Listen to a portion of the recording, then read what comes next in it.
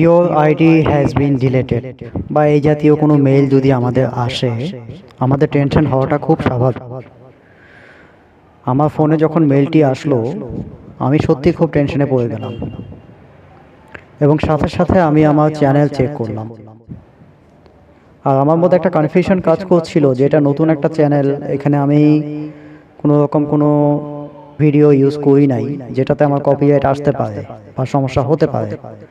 এমন একটা চ্যানেলে কেন এরকম মেইল আসলো?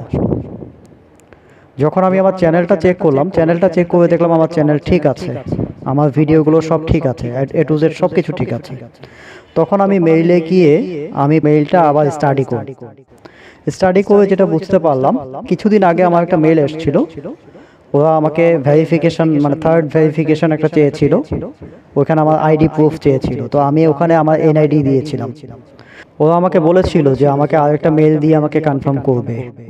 ওরা আজকে আমাকে যে মেলটা দিল সেটাতে মূলত নিচে লিখে দিয়েছে যে সব কিছু ঠিক আছে, কিন্তু তোমার যে এনআইডিটা আমরা নিয়েছিলাম, যেটা স্ক্যান কপি নিয়েছিলাম, সেটা আমাদের গুগল অ্যাকাউন্ট থেকে আমরা ডিলিট করে দিয়েছি। এটা ওরা আমাকে কনফার্ম করলো আজকে।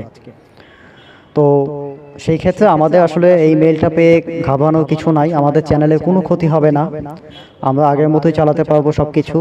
তাই আপনারা কেউ ঘাবড়াবেন না, আগের মতোই সব ব্যবহার করতে পারবেন।